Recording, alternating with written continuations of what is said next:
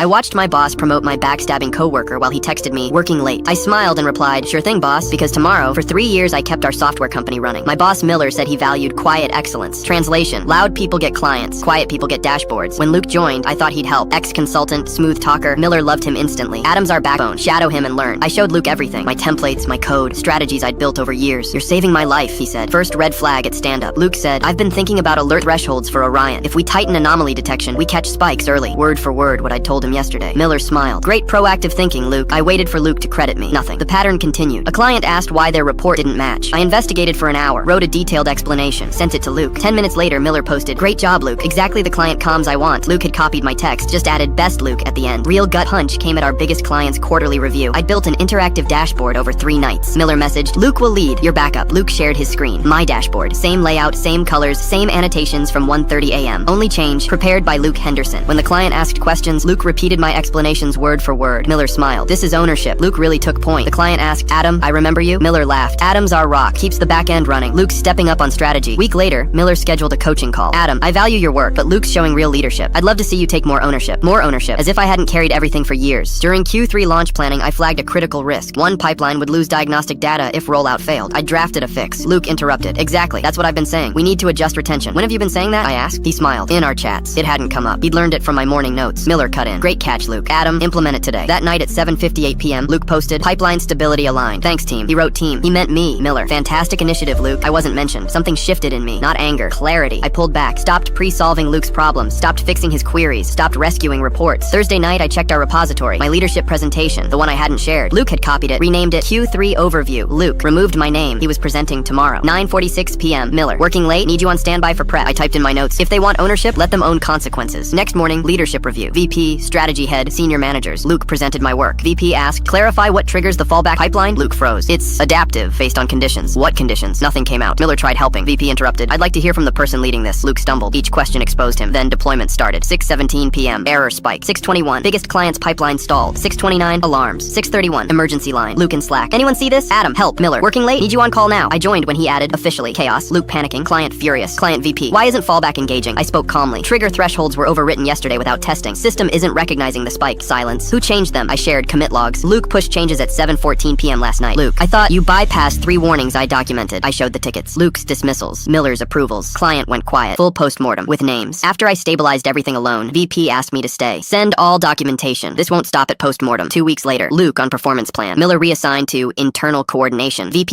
emailed, let's talk about your trajectory. New division, higher salary, real authority. I said yes. My last day engineering slacked. You deserve better. I didn't need revenge. I just stopped catching their mistakes.